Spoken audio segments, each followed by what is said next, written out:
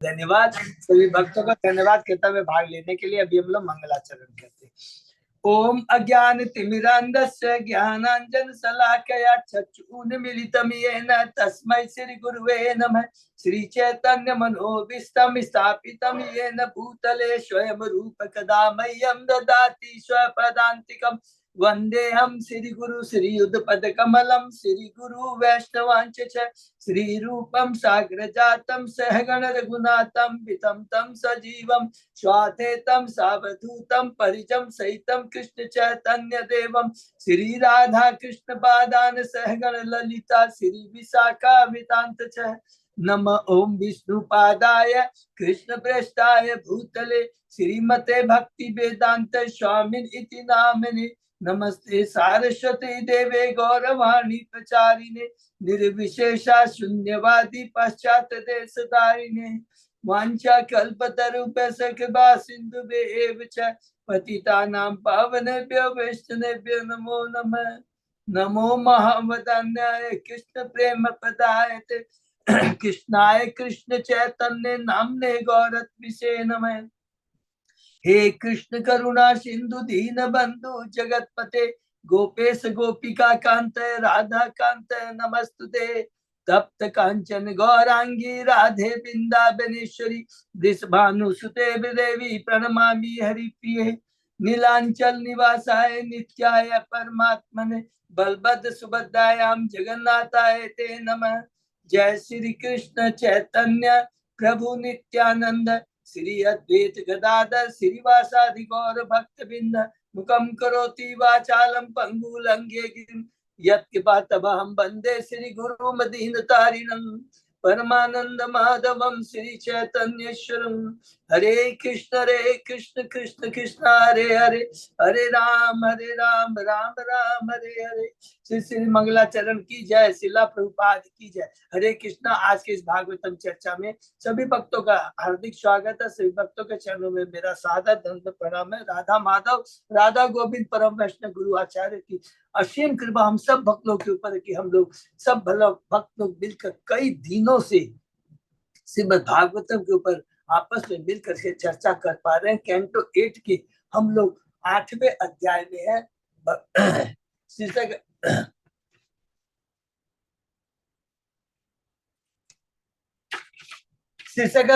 विराट, भगवान का विराट रूप का दर्शन।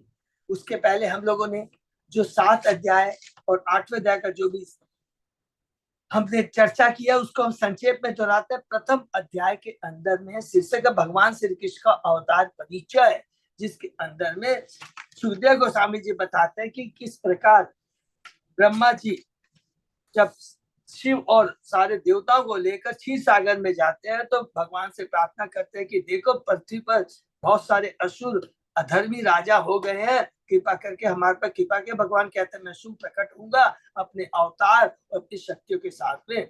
और ये कह कर करके सारे देवता वापस आ जाते हैं और फिर परीक्षित सुखदेव गोस्वामी शुरू करते हैं वसुदेव जी से कि वसुदेव जी कौन है? शूरसेन का पुत्र है और देवक की पुत्री है देवकी। दोनों का ब्याह होता है। किस प्रकार कंस को जब भविष्यवाणी होती है कि तुम्हारे बहन का 8वां पुत्र तुम्हारे हत्या का तुम्हारे वध का कारण बनेगा, क्रोधित हो जाता है, अपनी बहन को मारने के लिए तैयार हो जाता है। वसुदेव परम भागवत है, बहुत इंटेलिजेंट है, दूरदर्शी है, बहुत समझाते हैं कंस को, लेकिन आसुर प्रवृत्ति को समझाना बहुत मुश्किल होता है। फिर अंत में कहते चलो कोई बात नहीं है, देवकी तो तुम्हारे भाई को नहीं मार रही है, उसका 8वां संतान तुम्हारा वध करेगा, तो चलो हम एक एक करके तुम्हारे पुत्र को तुमको लाके दे देंगे और तुम उसकी हत्या कर सकते हो। और इसी तरह अपने वचन को रखते हुए वसुदेव एक एक करके 6 पुत्र कंस को लाके देते हैं और कंस सबको मार डालता है। द्वितीय अध्याय में देवताओं द्वारा गर्भस्थ श्री कृष्ण की स्तुति। तो 7वीं संतान आती है संकर्षण बलदेव, जिसको योग माया भगवान के आदेश से देवकी के गर्भ से निकाल करके रोहिणी माता जी के गर्भ में स्थानांतरित कर देती है। और उसके बाद में कि भगवान श्री कृष्ण वसुदेव देवकी के हृदय में प्रकट होते हैं, उनका चेहरा दिव्य हो जाता है, सारा वातावरण दिव्य हो जाता है। स्वयं देवता आकर करके स्तुति करते हैं और बहुत सुंदर स्तुति का वर्णन तीसरे अध्याय में भगवान श्री कृष्ण का प्राकट्य होता है, जन्म होता है। भगवान सारा ब्रह्मांड सतोगुण सौंदर्य शांति से युक्त हो जाता है। वसुदेव और देवकी बहुत सुंदर भगवान की स्तुति करते हैं। उसके बाद में भगवान कहते हैं, अरे तुम लोग दोनों मेरे, मैं तुम्हारा तीसरी बार पुत्र हुआ हूँ। उसके पहले कृष्ण गर्भी, उसके बाद में वामन और तीसरे बाद में अभी ये मैं तुम्हारे पुत्र के रूप में इस गोकुल में मैं मथुरा में प्रकट हुआ हूँ। और इसके बाद में भगवान अपने यह कहकर अपने को एक छोटे शिशु के रूप में बदल देते हैं अपनी अंदर योग माया शक्ति से। और उसके बाद भगवान की योग माया की मदद से, भगवान श्री कृष्ण के आदेश से भगवान को गोकुल ले जाया जाता है। और इधर में भगवान की आध्यात्मिक शक्ति योग माया ने महाराज नंद की पत्नी की पुत्री के नंद की पत्नी यशोदा की पुत्री के रूप में जन्म लेती है। और वसुदेव क्या करते हैं, कृष्ण को तो माता यशोदी के पलंग पे छुड़ा देते हैं और उसकी पुत्री को लेकर आकर के देवकी के पलंग पर वो लटा देते हैं। चौथे अध्याय में प्रवेश करते हैं राजा कंस के अत्याचार की किस प्रकार। जब कंस को पता लगता है कि 8वीं संतान ने जन्म ले दिया है, तुरंत वहां पर आता है और वह निर्दयी, लिखा निर्दयी कंस बलपूर्वक अपने हाथों से उस कन्या को छीन कर करके पत्थर पे मारना चाहता, पटकना चाहता है। हाथ से छूट जाती है, आकाश में चली जाती है। आकाशवाणी कहती है, ये दुष्ट तुमको मारने वाला अन्य जगह जन्म ले चुका है। कंस ने देखा, रे तो पुत्री है, लड़की है, क्या मारेगी। तुरंत अपनी गलती का एहसास करता है और देवकी को, वसुदेव को कहता है कि देखो, मैं तो केवल निमित्त मात्र हूँ, सब अपने प्रारब्ध के साथ अपने कर्मों का फल पाते हैं। लेकिन तुरंत दूसरे दिन जब अपने सलाहकारों से मिलता है, मती को घुमा देते हैं और कहते हैं, अरे नहीं, जितने भी 10 दिनों में छोटे बच्चे हुए उनको हमें मार देना चाहिए, ब्राह्मण संस्कृति को नष्ट कर देना चाहिए। और यह सलाह देकर कंस के सलाहकारों ने साधु पुरुष को सताना शुरू कर दिया। 5वें अध्याय में नंद महाराज वसुदेव की बहुत सुंदर है भेंट कि किस बार नंद महाराज भगवान श्री कृष्ण का जन्मोत्सव बनाते हैं और उसके बाद में कंस को कर देने के लिए मथुरा आते हैं। वसुदेव से मुलाकात होती है, बहुत सुंदर आपस में आदान प्रदान होता है और अंत में वसुदेव सलाह देते हैं, कुछ उपद्रव हो सकते हैं, तुरंत तुम चले जाओ गोकुल। 6वें अध्याय में प्रवेश करते हैं, शीर्षक पुतना वध। और जैसा वसुदेव ने कहा था, नंद बाबा ने वैसा ही पाया। कृष्ण पुतना को भेजता है भगवान को मारने के लिए। पुतना प्रयत्न करती है, अपने स्तन में विष लगाती है, भगवान को पिलाती है, लेकिन भगवान श्री कृष्ण ने पुतना के स्तन को तेजी से पकड़ कर विष तथा प्राण दोनों चूस लिए। क्रोध में किया था, क्योंकि उसने मथुरा ऐश्वरी गोकुल के बहुत छोटे छोटे बच्चों को हत्या की थी। किंतु चूंकि पुतना ने भगवान का स्पर्श किया था, भगवान ने उसको मातृत्व भाव से उसके स्तनपान किया था, उसको परम गति प्राप्त होती है। बहुत बड़ी चीज, सारे उसके पाप नष्ट हो जाते हैं भगवान के दर्शन से और उसे परम गति प्राप्त होती है। 6वें अध्याय में हम लोगों ने पढ़ा तृणावर्त का वध। उसके बाद में हम लोगों ने देखा जब भगवान श्री कृष्ण 7वें अध्याय में बताते हैं, सुखदेव परीक्षित महाराज को, हमारे छोटे से कृष्ण जब थोड़े से नन्हा बड़ा होता है, 3 महीने का शायद होता है, तो करवट बदलना शुरू करता है, बनने का प्रयत्न करता है। तो यशोदा माँ बहुत प्रसन्न होती है और उत्सव बनाया जाता है। और उसके बाद में हमने देखा कि जब कृष्ण 1 वर्ष के हो जाते हैं तो माँ यशोदा एक दिन उन्हें क्या करती है, सॉरी, उसके पहले जब कृष्ण थोड़े से और बड़े होते हैं, उसके बाद में माँ यशोदा कृष्णैया को छकड़े के नीचे लटा देती है। तब सट्टासुर नामक भूत या राक्षस छकड़े में आकर कर शरण ले लेता है। कृष्ण तो समझ देते हैं, अपने कोमल पांव से छकड़ों को टच करते हैं, छकड़ा जाके दूर गिरता है, टूट फूट जाता है। माता गोपी सारी गोपियां, कृष्ण नंद बाबा सोचते हैं कि हमारे किस पर अशुभ ग्रह का आक्रमण हुआ है। माता यशोदा ने रोते बालक को उठा लिया और अपना स्तन पान कराया। अब उसके बाद में कृष्ण 1 वर्ष के होने के लग गए होते हैं। उस समय हमने देखा कि जब माता यशोदा यहाँ फिर लीला शुरू करते हैं, कृष्ण को दुला रही थी अपने गोद में लेकर, कृष्ण अचानक भारी हो जाते हैं, इसको जमीन पर रख देती है और तीनावत नामक राक्षस असुर आता है, कन्हैया को उठा करके दूर ऊंचाई में ले जाता है। कन्हैया धीरे धीरे भारी हो जाते हैं, असुर समझ नहीं पाता है, न ऊपर जा पा रहा है नीचे पाता है। कन्हैया ने असुर के गले को बहुत जोर से पकड़ लिया और उसके बाद में वो धड़ाम कर कर करके नीचे आता है और वहां पर अपना शरीर त्याग देता है। गोपियों ने जाकर तुरंत कृष्ण को उठा लिया और माता यशोदा को दे दिया। उसके बाद में हम लोगों ने देखा नेक्स्ट लीला। कौन सी लीला?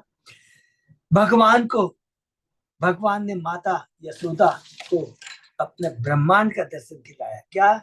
एक दिन माता यशोदा बड़े प्रेम से कृष्ण को स्तनपान करा रही थी। जब कृष्ण ने स्तनपान कर लिया, अंगड़ाई लेते हैं, मुंह खोलते हैं, उबासी लेते हैं, तो माता यशोदा को अपना पूरा ब्रह्मांड दिखा देते हैं। यहाँ पर माता यशोदा ऐसा नहीं सोचती है कि मेरा कृष्ण कोई दिव्य पुरुष है, दिव्य बालक है। नहीं, अरे घबरा जाती है, अरे ये ऐसा क्यों कर रहा है, कोई और खतरे की संभावना है क्या?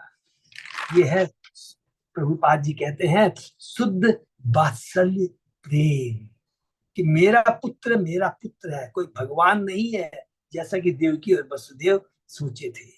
8वें अध्याय में प्रवेश करते हैं। भगवान श्री कृष्ण द्वारा अपने मुख में विराट रूप का प्रदर्शन। बड़ी बोल सुखदेव स्वामी परीक्षित को आगे बताते हैं, एक दिन वसुदेव जी ने यदुकुल के जो पुरोहित है, कौन है? गर्ग मुनि है,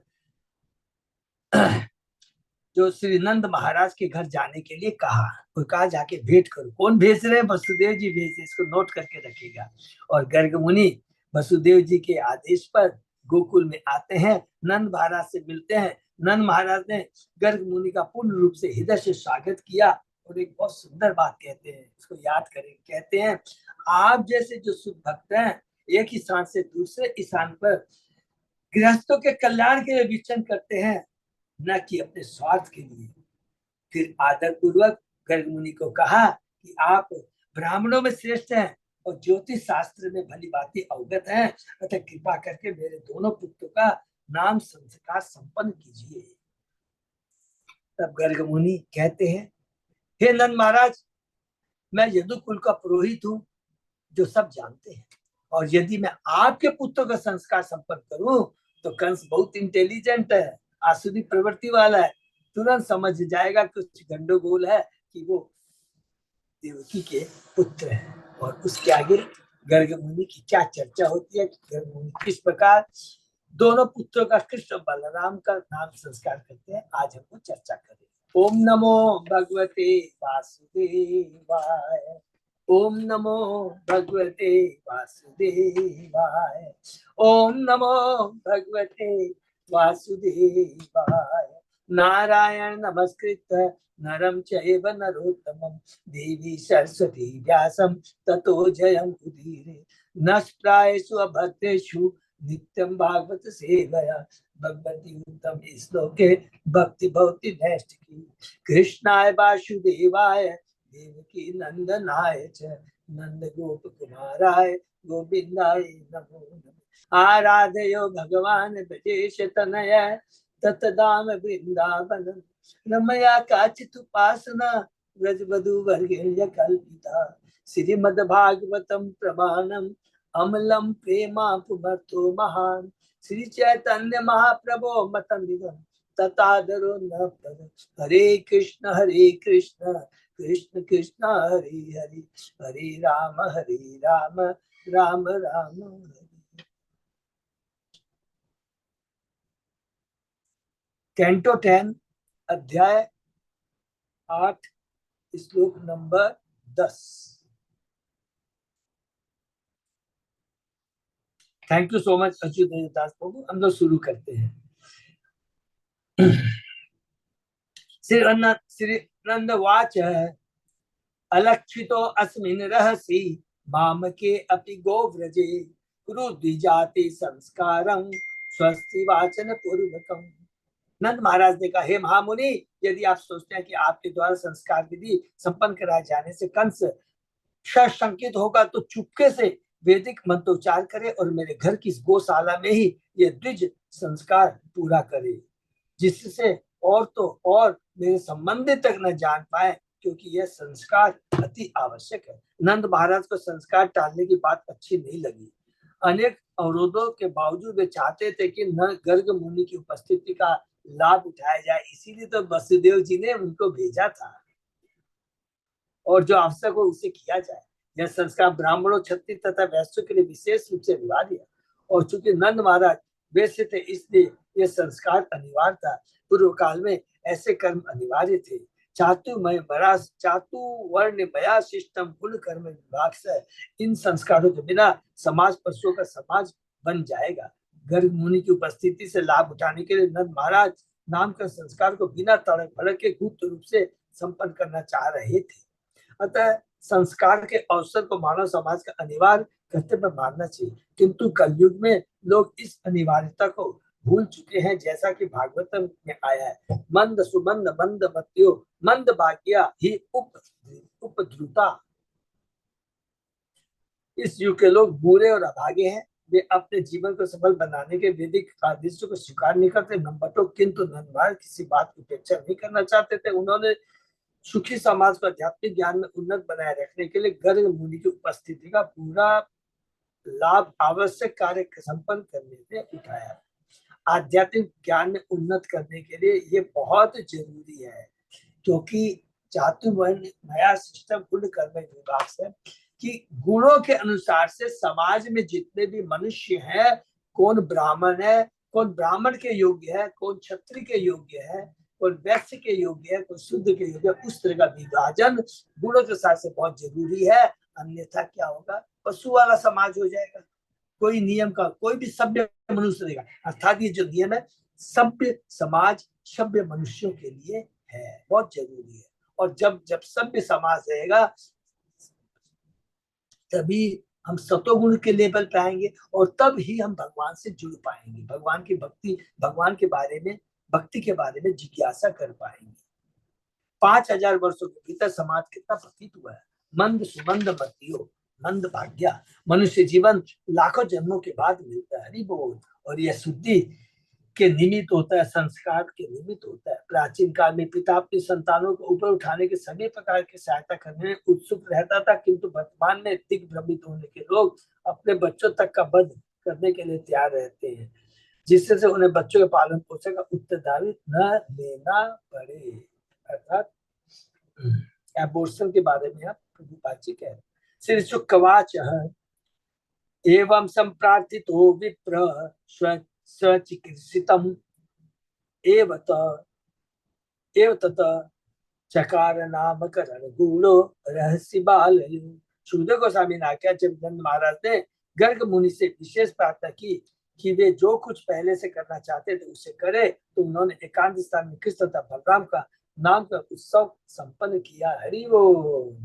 अब गर्गवाच, श्री गर्गवाच अयम ही रोहिणी पुत्रो रमयन सुहृदो गुणी आख्यास्यते रामैति बालाधिक्यात बलम विदु यदूनाम अपृथक भावात् संकर्षणम उशन्ति अपि। गर्ग मुनि ने कहा, बलराम के बारे में कह रहे, यह रोहिणी पुत्र अपने दिव्य गुणों से अपने संबंधियों तथा अपने मित्रों को सभी तरह का सुख प्रदान करेगा। नंबर 1, अतः यह राम कहलाएगा और असाधारण शक्ति असाधारण बल का प्रदर्शन करने के कारण यह बलराम कहलाएगा। नंबर 2, चूंकि यह दोनों परिवारों वसुदेव तथा नंद महाराज के परिवारों को जोड़ने वाला है, अतः वह संकर्षण भी कहलाएगा। ये 3 चीजें का यहाँ बहुत सुंदर वर्णन हुआ कि Y Baldev is called Sankarshan, क्योंकि 2 परिवारों को जोड़ रहा है, नंद परिवार को वसुदेव परिवार को।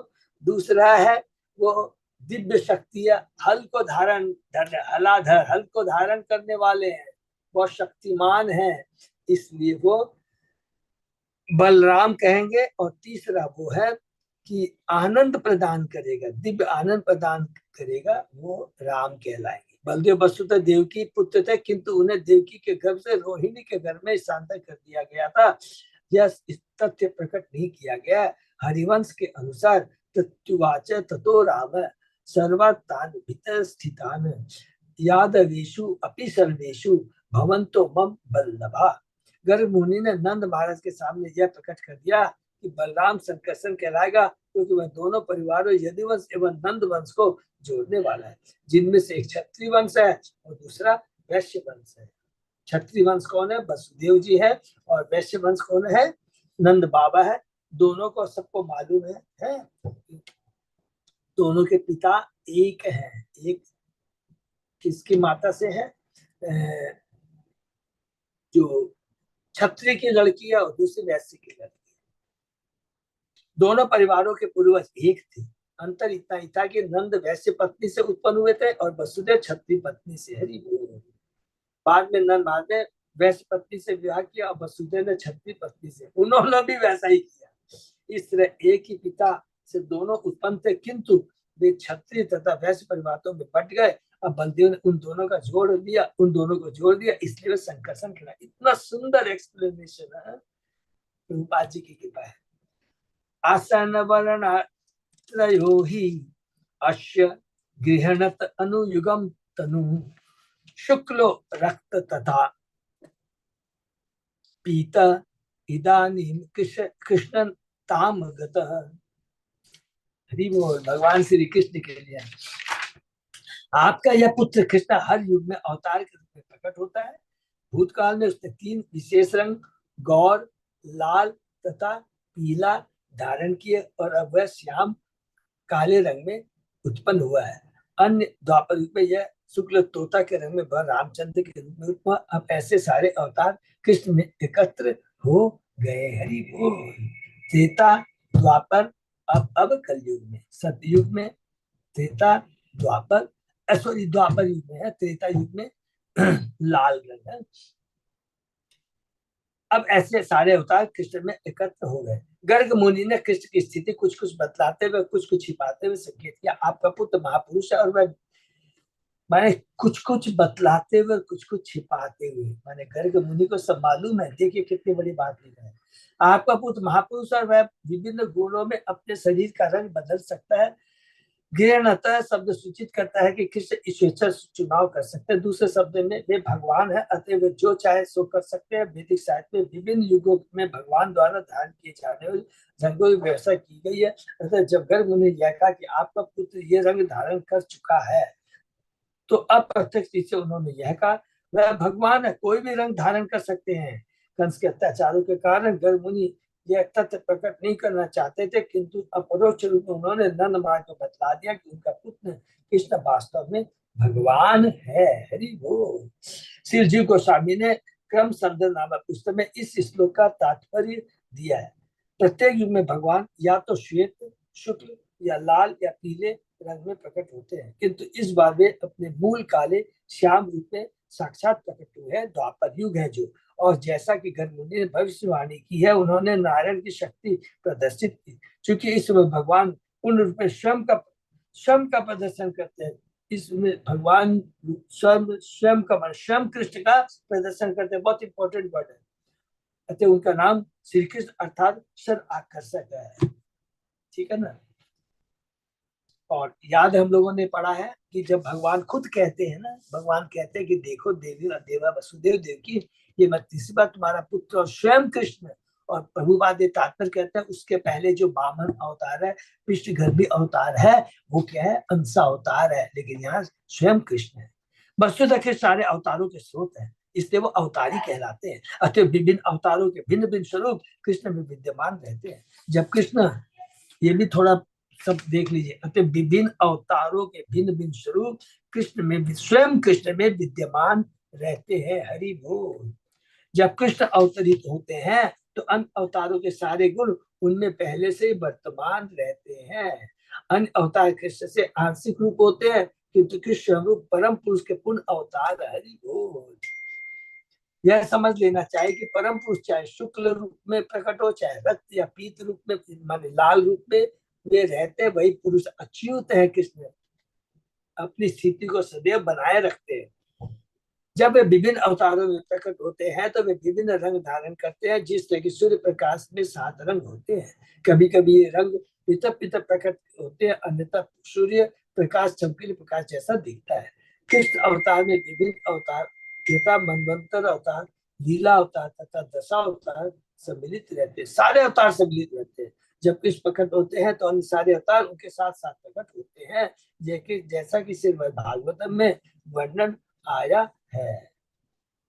कैंटो 1 के 3 अध्याय में भगवान के जो अवतारों का वर्णन है ना, कैंटो 1 में कितने 20-25 अवतारों का वर्णन है, उसी के बारे में, उसी से श्लोक है। अवतार ही असंख्य हरे सत निधि द्विजा यथा दासी कुल्या सरस शिव सहस्र। विभिन्न अवतार सहस सतत प्रवाहित जल की तरह लगातार प्रकट होते रहते हैं, जिससे प्रवाहित जल में लहरों की संख्या की गणना नहीं की जा सकती। बोल माने भगवान के करोड़ों अरबों असंख्य अवतार है, उसे अवतारों की भी कोई सीमा नहीं है। और कृष्ण सभी अवतारों का पूर्ण प्रतिनिधित्व करते हैं, अर्थात कृष्ण ही सभी अवतारों के स्रोत है, क्योंकि वे समस्त अवतारों के स्रोत है। कृष्ण अंशी है और अन्य अंश है। हम सभी सारे जीव अंश है। ममेवांश जीव लोग के जीव भूत सनातन है। ये अंश विभिन्न माप के हैं। मनुष्य जो शुद्र अंश है तथा देवता विष्णु तत्व तथा अन्य सारे जीव परमेश्वर के अंश है। नित्यो नित्यानाम चेतस्य चेतनानाम। कृष्ण सारे जीवों का पूर्ण प्रतिनिधित्व करते हैं, और जब कृष्ण विद्यमान रहते हैं तो सारे अवतार उनमें निहित रहते हैं। बहुत सुंदर तात्पर्य है। श्रीमद् भागवत के ज्ञान में इस स्कंद में प्रत्येक युग के अवतारों का क्रमशः वर्णन हुआ। भागवत का कहता है, फिते शुक्ल चतुर्बाहु त्रेतायाम रक्त वर्णो अशो, द्वापरे भगवान श्याम तथा कृष्ण वर्ण ऋषा कृष्ण। हम देखते हैं कि कलयुग में भगवान पीत वर्ण में माने चैतन्य महाप्रभु गौ सुंदर के रूप में प्रकट हुए। यद्यपि भागवत में उन्हें कृष्ण वर्णम प्रसाद कहा गया। इन सब कथनों में समन्वय स्थापित करने के लिए यह समझना चाहिए कि यद्यपि कुछ युगों में कुछ रंगों का प्राधान्य होता है, किंतु प्रत्येक युग में जब जब कृष्ण प्रकट होते हैं तो सारे रंग उपस्थित रहते हैं। वो कृष्ण वर्ण तुषार कृष्ण। यद्यपि चैतन्य महाप्रभु कृष्ण या काले रंग से रहित होते हैं, किंतु उन्हें साक्षात कृष्ण माना जाता है, और वो साक्षात कृष्ण है। इदानीं कृष्णताम गतः, विभिन्न वर्णों में प्रकट होने वाला वही आदि कृष्ण अब प्रकट हुआ है। आसन शब्द तो बतलाता है कि वे सदैव विद्यमान रहते हैं। जब भी भगवान अपने पूर्व स्वरूप में प्रकट होते हैं तो कृष्ण वर्ण के रहते हैं, यद्यपि विभिन्न रंगों में प्रकट होते हैं। प्रहलाद महाराज कहते हैं कि चेतन महाप्रभु छन्न अवतार है, अर्थात वे कृष्ण होकर भी पीले रंग से आवृत रहते। इसलिए गौड़ वैष्णव इस निष्कर्ष को मानते हैं कि यद्यपि चेतन बाबू पीत रंग में प्रकट हुए, कितने में कृष्ण के बहुत इंपॉर्टेंट श्लोक है चेतन महाप्रभु के लिए, कि कलयुग में वो किस रंग में आएंगे, पीत रंग में आएंगे।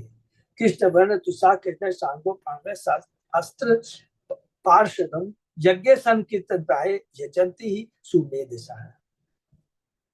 प्राक अयम वसुदेवस्य क्वचित जात तव आत्मज वासुदेव इति श्रीमान अभिज्ञा संप्रचक्षते। अनेक कारणों से आपका यह सुंदर पुत्र पहले कभी वसुदेव के रूप में प्रकट हुआ था, अतः जो विद्वान है वे इस बालक को कभी कभी वासुदेव भी कहते हैं। गर्भु ने अप्रत्यक्ष रीति से यह बतला दिया, मूलतः यह बालक वसुदेव के रूप में के पुत्र के रूप में होता है, इससे इसका नाम वासुदेव, नॉट वसुदेव। वसुदेव है उनका पुत्र, इससे उनका वासुदेव। यद्यपि अब वह आपके पुत्र की भांति कार्य कर रहा है। सामान्यतः यह आपका पुत्र है, किंतु कभी कभी यह वसुदेव का पुत्र रहता है। ये सब गर्ग मुनि बता रहे हैं। 4 युगों में अलग अलग रंग में ये प्रकट होते हैं, और सारे रंग उनमें निहित रहते हैं, क्योंकि वो स्वयं कृष्ण है। सारे अवतार उनमें निहित रहते हैं, क्योंकि वे स्वयं कृष्ण है, वो अवतारी है। बहुनि सन्ति नामानि च सुतस्य सुतस्य ते गुण कर्म अनुरूपाणि तानि अहम वेद नो जना। तुम्हारे इस पुत्र के अपने दिव्य गुणों एक कर्मों के साथ नाना रूप नाम है, ये सब मुझे ज्ञात है, किंतु सामान्य लोग उन्हें नहीं जानते। भगवान के अलग अलग नाम है, बहुनी भगवान के अनेक नाम, अद्वैतम अच्युतम अनादि अनंत रूपम आद्यम पुराणम पुरुषम नवयोनम च। ब्रह्म संहिता में कहा गया है कि भगवान एक है, किंतु अनेक रूप तथा नाम अनेक है। ऐसा नहीं कि गर्भमुनि ने बालक का जो भी नाम रखा वही उनका एकमात्र नाम था।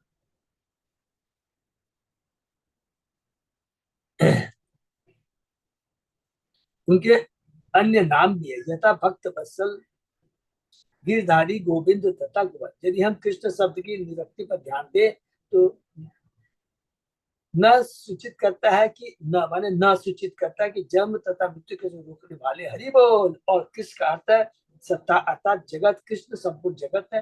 कृष्ण का अर्थ आकर्षण तथा न का अर्थ आनंद भी होता है। कृष्ण को मुकुंद कहते हैं क्योंकि वे हरे को आध्यात्मिक नित्य तथा आनंद पूर्वक जीवन प्रदान करने वाले हैं। दुर्भाग्य की बात तो यह है कि जीव को जो थोड़ी सी स्वतंत्रता मिलती है, अल्प स्वतंत्रता मिलती है, उससे वह कृष्ण के कार्यक्रम को ध्वस्त करना चाहता है।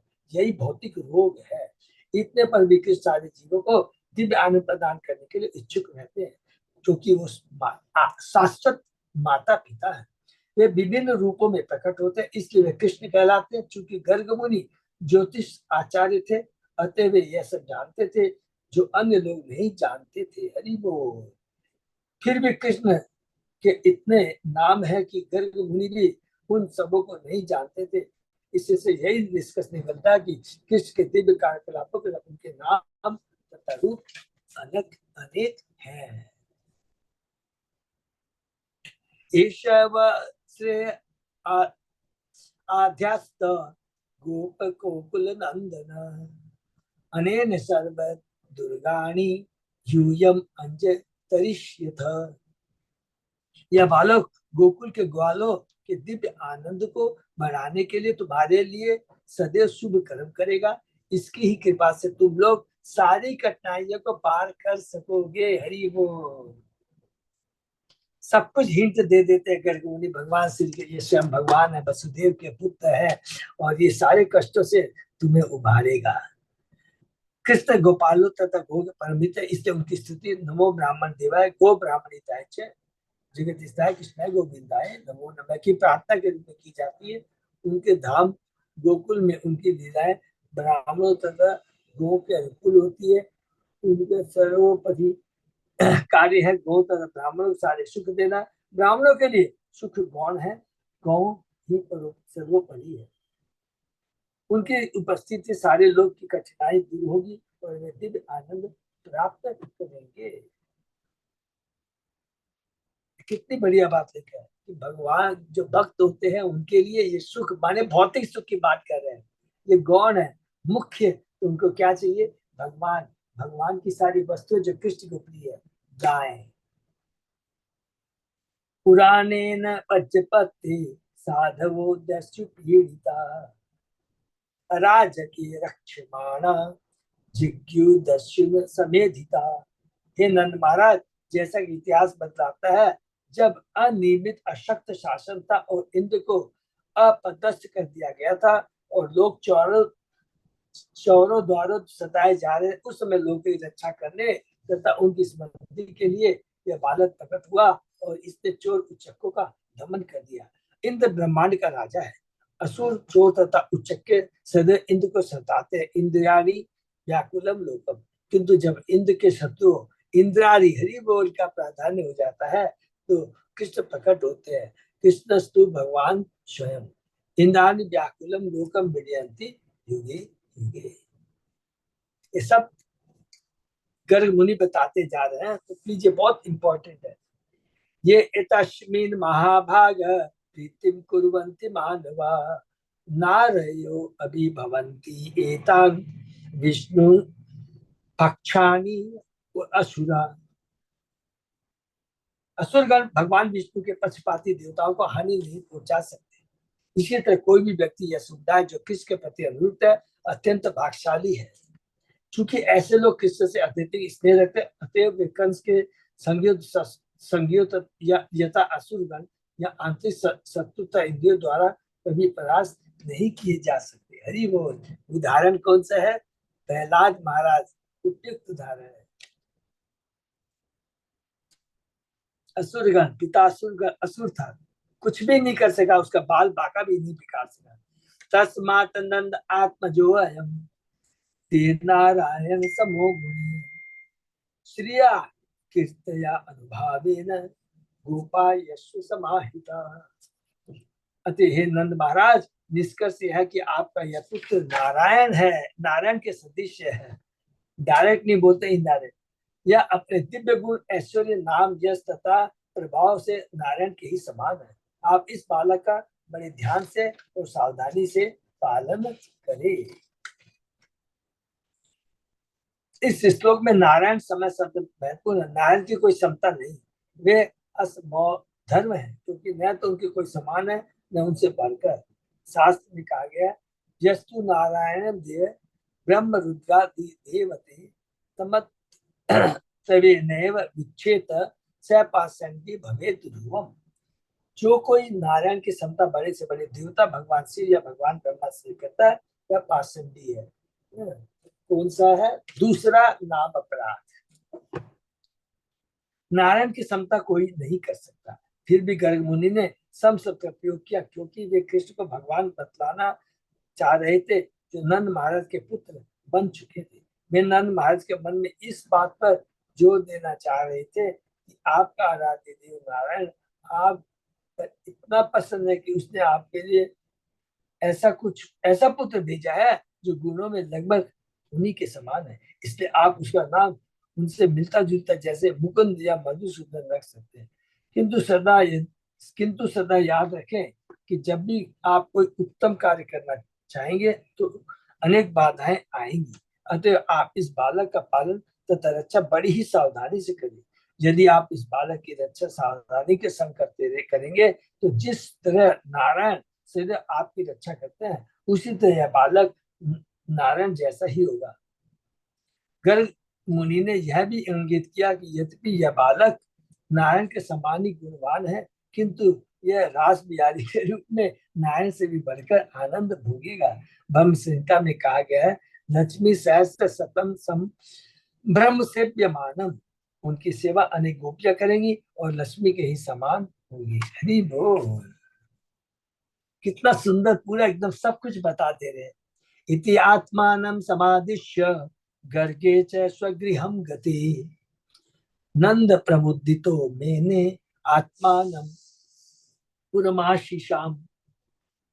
श्री सुखदेव गोस्वामी ने आगे कहा, जब नंद महाराज को कृष्ण के विषय में उपदेश देकर गर्ग मुनि अपने घर चले गए तो नंद महाराज अत्यधिक प्रसन्न हुए और अपने को परम भाग्यशाली समझने लगे।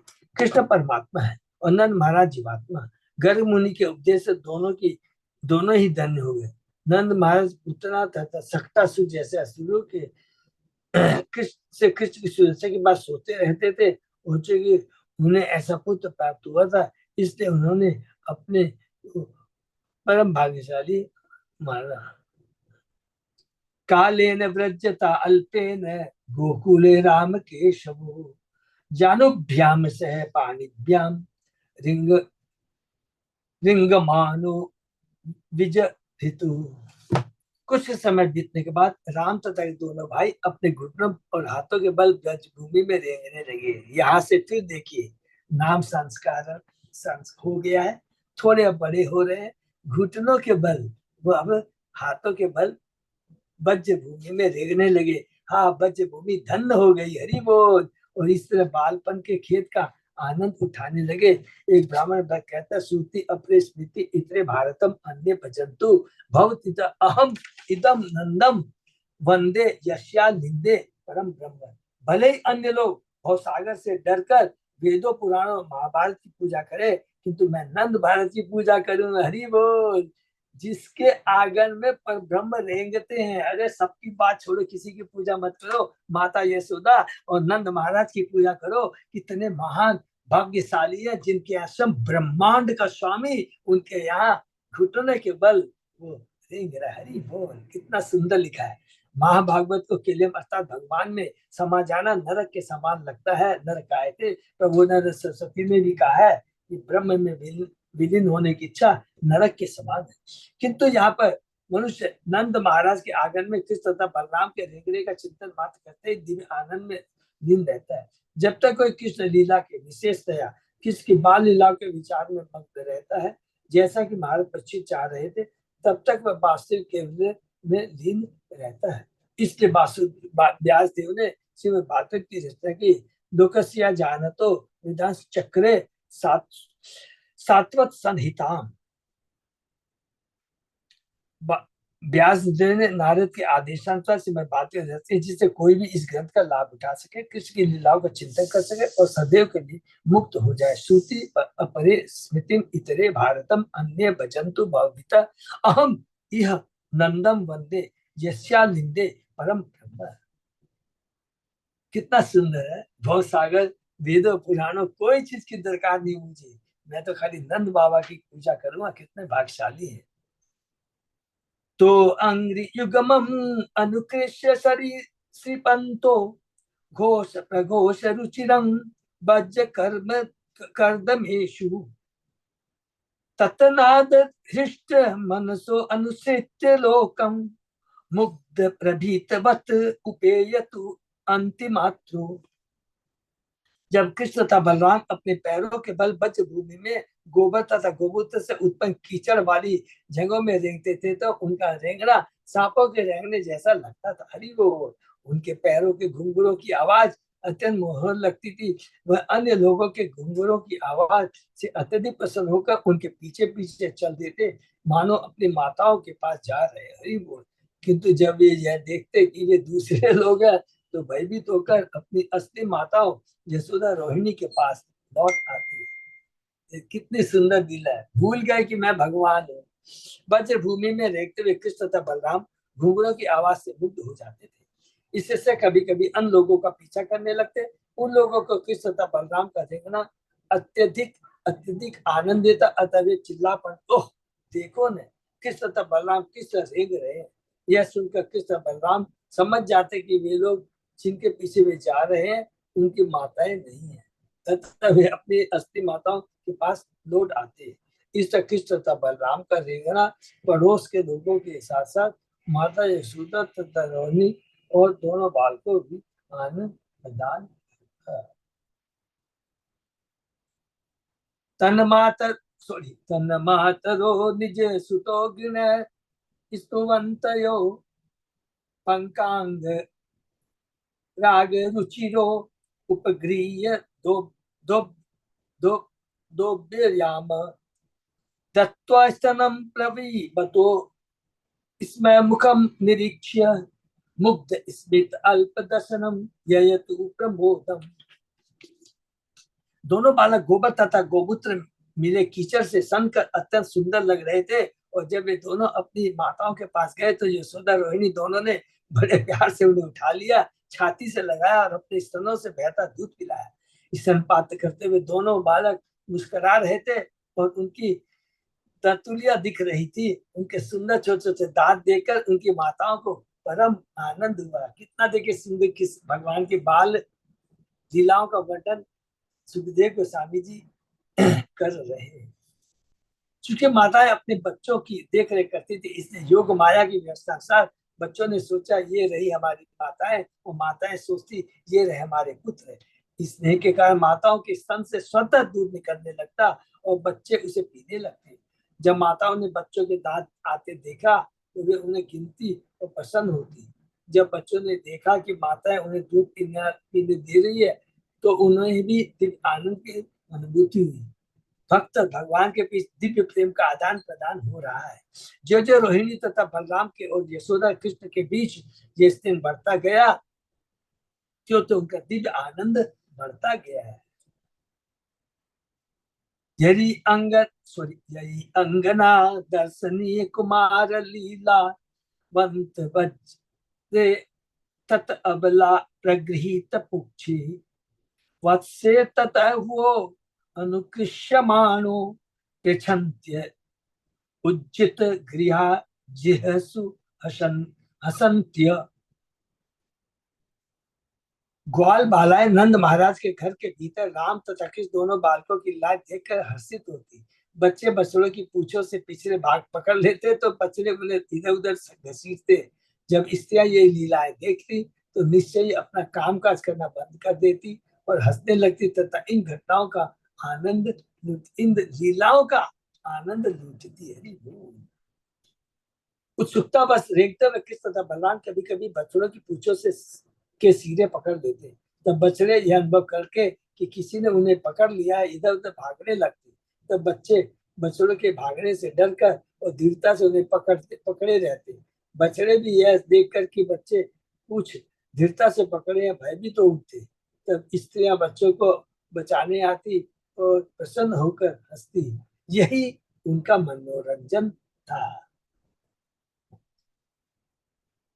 सिंगनी सिंगनी धनष्टी जल द्विज कंठ केभ्य कीड़ा परो अति चलो ससुतो निषेधतुम घृणानि कर्तुम अपि यत्र न तत् जनन्यो शेकातु आपतुर अलम मनसो अनवस्थाम।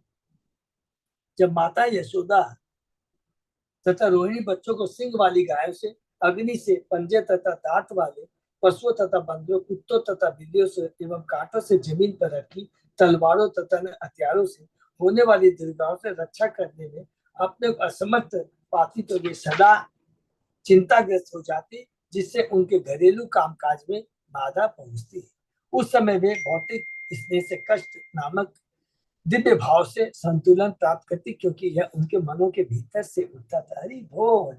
कृष्ण की ये सारी लीलाएं तथा माताओं द्वारा प्रसिद्ध खुशियां दिव्य है, उनमें कुछ भी भौतिक नहीं है। प्लीज ये देख लीजिए, उनमें कुछ भी भौतिक नहीं है, ये दिव्य है, आध्यात्मिक है। ब्रह्म संहिता में आनंद चिन्मय रस कहा गया है। आध्यात्मिक जगत में भी भौतिक जगत की ही तरह चिंता, रोदन, अन्य भावनाएं पाए, किंतु इसकी यथार्थता दिव्य जगत में ही होती है, जिसकी यह जगत अनुचित है। इसलिए माता यशोदा तथा रोहिणी को इनमें दिव्य आनंद मिलता था। ये बहुत इंपॉर्टेंट वर्ड लिखा है।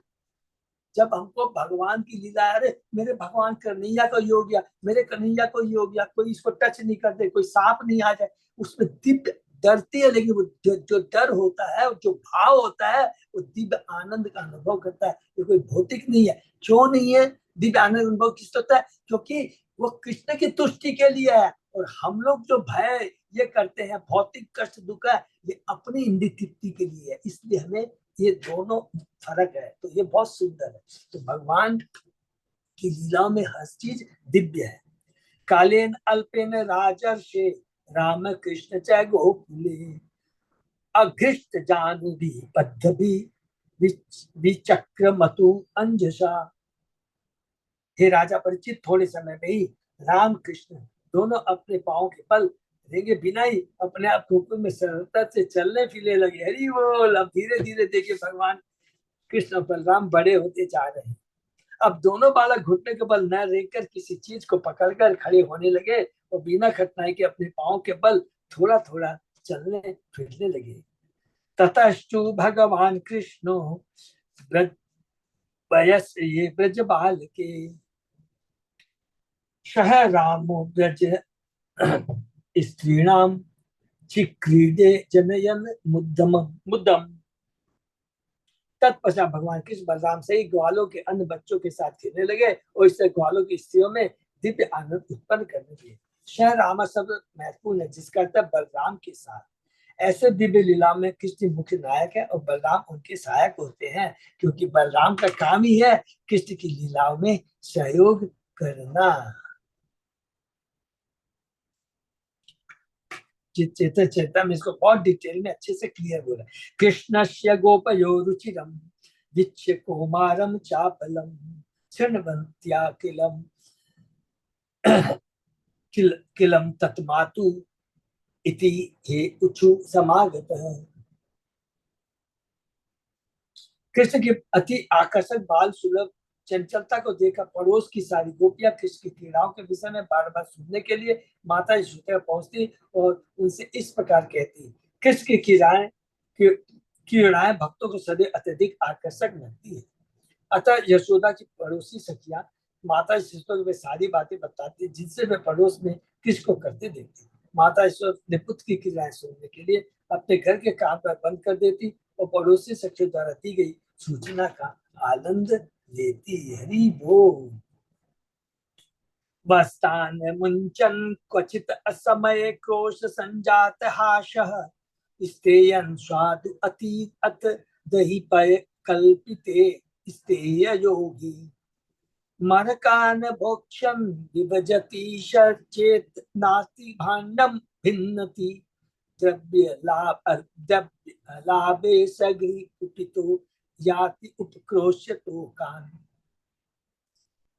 हे सखी यशोदा, आपका बेटा कभी कभी हमारे घरों में गोई धोने के पूर्व आता है और बच्चों को खोल देता है, और जब घर का मुखिया अप्रसन्न होता तो आपका बेटा केवल मुस्कुरा देता है।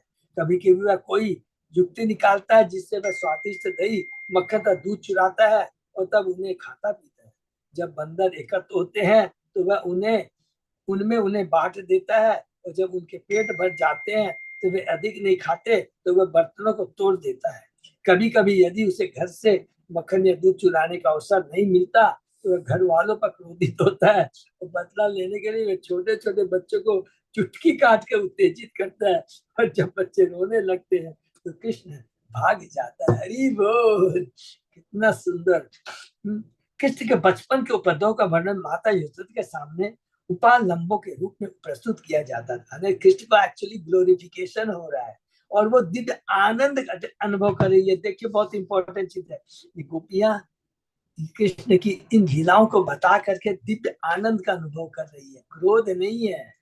कृष्ण कभी कभी अपने पड़ोसी के घर में घुस जाते और यदि वहां किसी को न देखते तो गायों के दुहे जाने के समय वे पहले उनके बछड़ों को खोल देते। पशु बछड़े तब खोले जाते जब उनकी माताओं को धोना होता है, किंतु कृष्ण उससे पहले ही बछड़े खोल देते जिससे वे अपनी माताओं का सारा दूध पी जाते।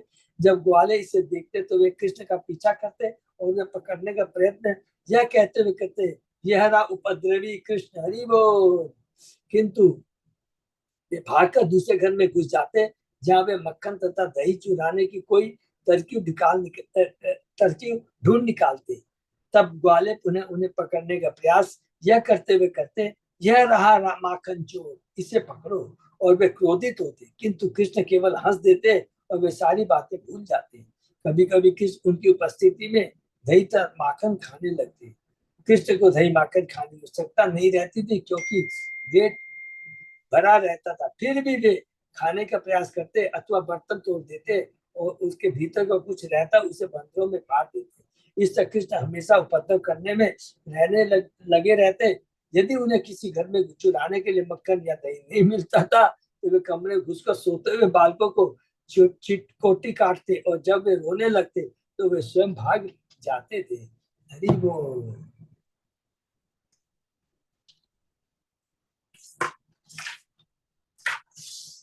अच्युत अजय दास प्रभु हाँ प्रभु जी। तो वो यहीं पे विराम देते हैं। बहुत आनंदमय है, बहुत ही सुंदर है, और इसके ऊपर कमेंट्री मिलेगी तो हम लोग पढ़ेंगे। बहुत प्रभुपाद जी ने तात्पर्य में तो लिखा है और भी जगह अलग अलग बहुत सुंदर लिखा है।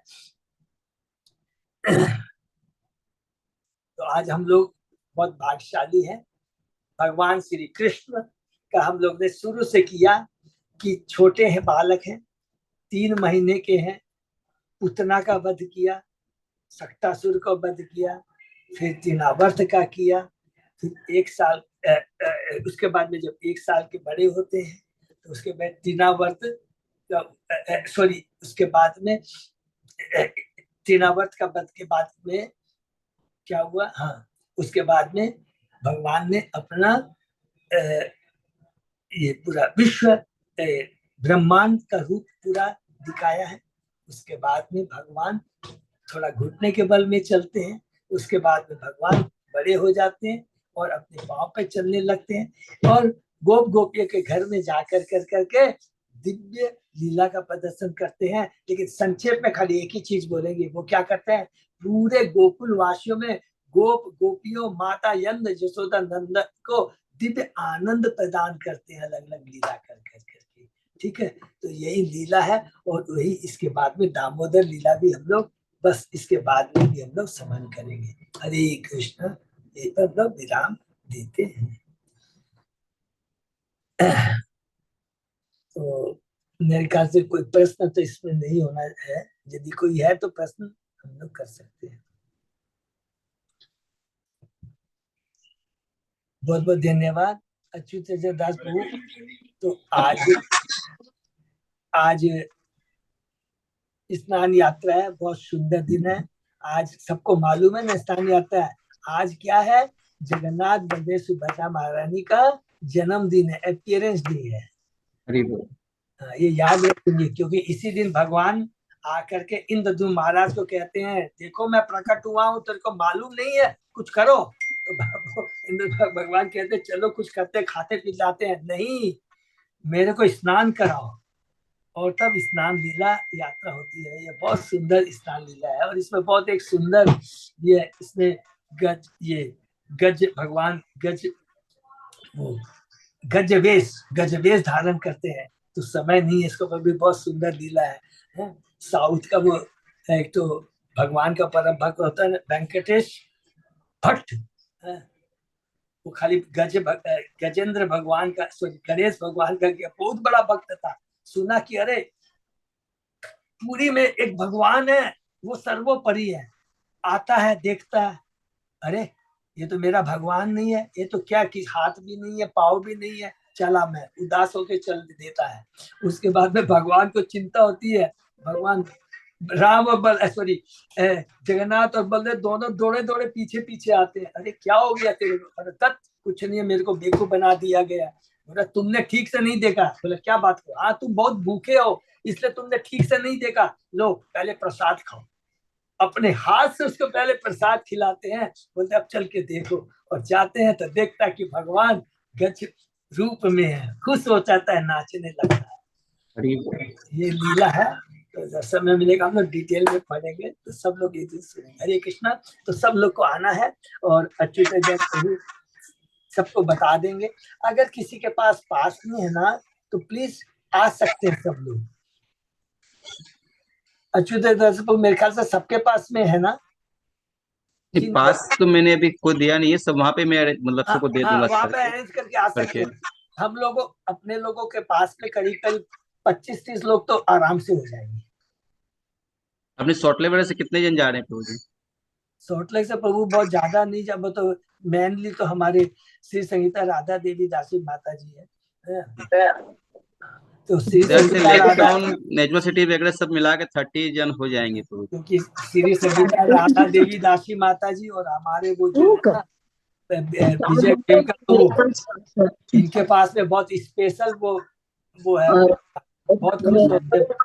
ऐसे मंदिर में भी प्रोग्राम है, तो अगर कोई वहां नहीं जा पाए तो मंदिर में भी जा सकते हैं। मेरे किचन सेवा से भी 1-2-3 जन जाएंगे माता जी लोग। हाँ तो ठीक है, जा सकते हैं, आइए सब लोग, लेकिन टाइमली पहुंचने के लिए बोले, क्योंकि अंदर घुसने के बाद फिर वापस आने में बहुत तकलीफ होती है। कितना बजे पहुंचने बोले उनको? 3-3:30 बजे, 4 बजे, कितना बजे अच्युत अजय दास को बताएंगे? पहुंची नहीं, मेरे को फोन नंबर मेरा दे दीजिएगा तो मैं गेट पे आके फिर कर लूंगा जैसे। तो कितना बजे पहुंचना है अच्युत अजय दास प्रभु? नहीं, प्रोग्राम तो 4:30 से 8 तक चलेगा ना प्रभु जी, तो अगर कोई लेट से ही पहुंचे तो फोन कर देंगे, तो मैं गेट पे आ जाऊंगा उन्हें एंट्री करवाने के लिए। ठीक है, चलो हरि बोल, वैसे कर लेंगे। तो फिर मैं अच्युत दास, मेरे पास भी जो कार्ड है, मैं अच्युत अजय दास सब मिलके हम लोग मैनेज कर लेंगे, अपने मैनेज कर लेंगे लेकर के। तो आइए, मैंने बोलने का मतलब सब लोग आइए हैं, सब कोई आइए। हमारे भक्तों ने बहुत अच्छी सेवा की है, सबके पास में बहुतों के पास VIP कार्ड है, तो इसलिए कोई चिंता नहीं है, सब लोग आइए और पूरा भगवान का दर्शन कीजिए, स्नान यात्रा का दर्शन कीजिए। हरे कृष्ण। ठीक है, कोई वहां नहीं जा पाए तो मंदिर में भी प्रोग्राम हो रहा है, तो मंदिर में भी दर्शन कर सकते हैं। ठीक है, मंदिर में भी अभिषेक हो रहा है। एड्रेस का देना होगा ना, एड्रेस उसका नहीं है क्या चीज? हरे कृष्ण एड्रेस वहाँ का जो है, जहाँ नजरुल मंच, नजरुल मंच मैं शेयर कर देता हूँ सब फोटो कॉपी। तो वो शेयर कर दीजिए। और दूसरा प्रभु वो बता दीजिए क्या है वो पार्क का नाम क्या है? Southern Avenue, southern Avenue park. अरे बहुत फेमस है साउदर्न एवेन्यू, गेट नंबर 12 12, बच्चा बच्चा जानता है southern avenue, lake avenue, gate number 12 से सीधा घुस जाइए एकदम नाक की सीट एकदम, बच्चा बच्चा बता देगा। ठीक है, गेट नंबर 12 याद रखिएगा, ये बहुत इंपॉर्टेंट है, इतना बड़ा है ना, नहीं तो कंफ्यूज हो जाए। घुसना किससे है? गेट नंबर 12 से। बस, हरे कृष्ण। दंडवत प्रणाम प्रभु जी। बहुत बहुत धन्यवाद। आज का सेशन विराम देते हैं, कल सुबह